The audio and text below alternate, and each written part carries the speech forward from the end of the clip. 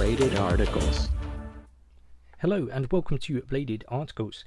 Today for you guys I have got one of these, and this is a Benchmade, of course, and this is the Benchmade Mini Griptillian in the 555-1 version. So just a brief overview of the box, nothing too special, just standard Benchmade box here. And let's crack on and have a look at see what's in that side. So this one was sent in very kindly by John, so do appreciate that, bud. Also the last two knives were sent in by John, so he's done an absolutely stellar job of sending those over for me to have a look at and review. So awesome stuff, mate, thank you very much. So in the box you get your access lock, and it's telling you where the pocket clip has been installed, and then we have got this piece of paper here, and that is the Life Shark warranty, clean lubricate and their classes, and then also on the back you have got their limited lifetime warranty on there as well.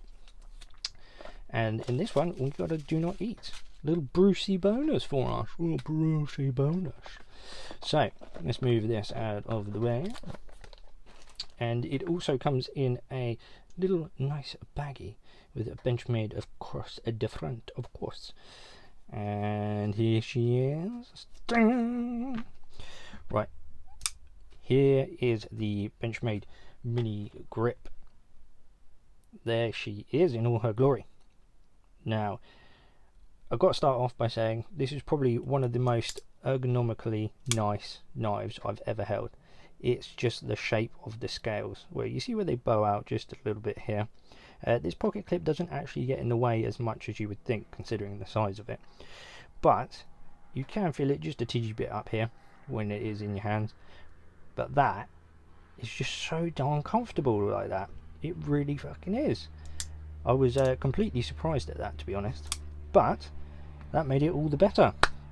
So roughly this is coming in at well, USD I saw it on I think it was Blade HQ for around about 170 bucks, but just to mention, these are discontinued now, so please bear that in mind if you are going and searching for one. They were, yeah, like I said, around about 170 USD to 200 USD roughly, which is about 120 pounds, well, Great British pounds to 150 roughly. And probably going to be a little bit cheaper on the second-hand market, especially if they are used. So yeah, if you fancy one, I think the second-hand market is going to be your absolute best bet, considering they're discontinued now. Right, so onto the scales. So you have got this G10 scale on here, and it also has this little edged blueness to it. Now I really think that works well with the grey personally. It's kind of, yeah, it kind of makes you feel like it's your knife, your own little gem, I suppose, if you were. Along with these pins at the back here as well, they all match in and tie in very, very nicely. And you do get the, where were we?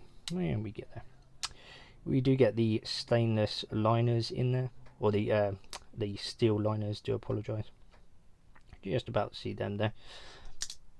And you also get your pocket clip, there it is, and it is rather deep, I must say. And your lanyard hole up here, which is fair size, can get a decent piece of paracord through there. I have tested that, it is not too shabby at all. And also you get some jimping. It is not the most amazing, it is quite large jimping, and it is quite rounded, personally speaking, but it does the job. And this, again, I'm not really too sure what it does, but combined with this on the actual spine of the blade, it does work quite well, especially when you've got this nice tucked up in there. It's just that little bit extra down there for you. I'm guessing that's what they're going for on this, and I haven't personally noticed it, however I'm guessing that's what it's for.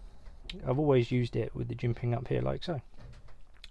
So on to the next point, which is the carry style, which you have already seen, do apologise, and that is tip up right-handed carry at this minute in time, but you can change it over to the lefty, and that is very good, because for a lefty this is not a bad knife. because you have got the spidey hole, which means obviously not a problem on the left hand side, along with putting that pocket clip on the left hand side. It's a ambidextrous knife, and I think that's fantastic when companies do that. It just appeals to a slightly wider audience. There you have it. So onto the blade now, and this one is coming in when we get there at 20 CV. Now, I've had the pleasure of using 20 CV before, and it has been absolutely fantastic. I have not sharpened this one since John sent it in to me, and it has been through cardboard, packaging, all of that good stuff. We've had some food, some paracord, some rope this week. What else have we been doing? Oh, some carpet and some foam on there. It's held up, yeah. It's held up really well. I didn't manage to hit this one with a staple, which John will be very glad to know.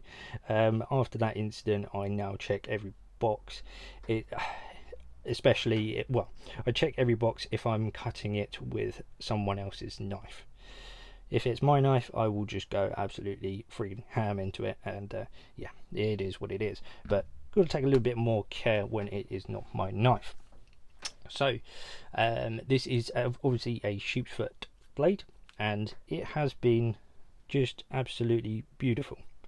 It's just a really good knife. I wasn't expecting it to be this good, and the action on opening is just so light, so easy on that axis lock. You've got a couple of variations on how to open it, but it's just really light, really nice. However, if you do tighten this up just that little bit too tight, it does become really quite null and void. Now, the only reason why I tightened this up because it came really loose after using it, and I think, John, you may need to put a little bit of Loctite in there, or I can do that on my end depending on what you want to do with it. But that's what I feel the reason was it coming loose. It's just, I don't know, the Loctite had disappeared and it just unwound itself. But other than that, I am absolutely blown away by this knife. Now let's have a little look at the length of the blade while we are here.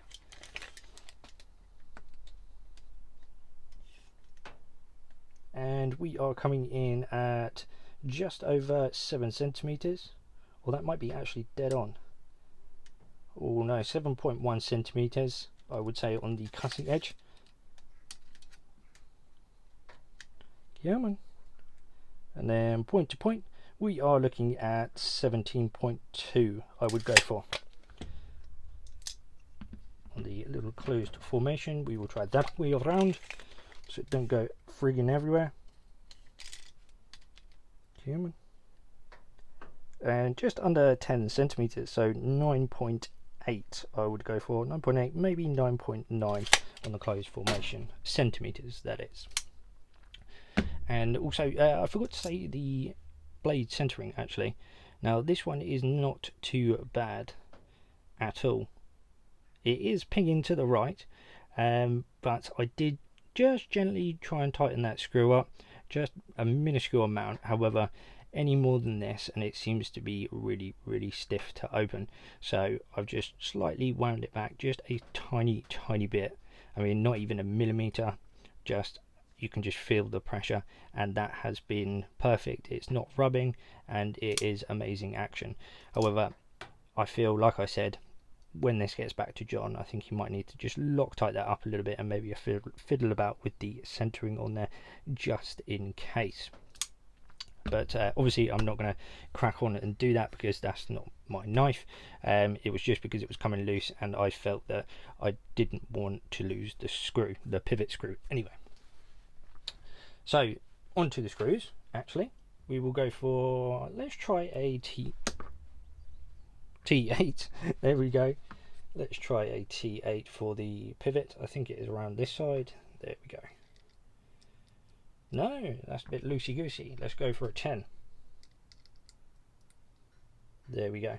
You see how loose that was? I barely touched it, and it's just coming undone.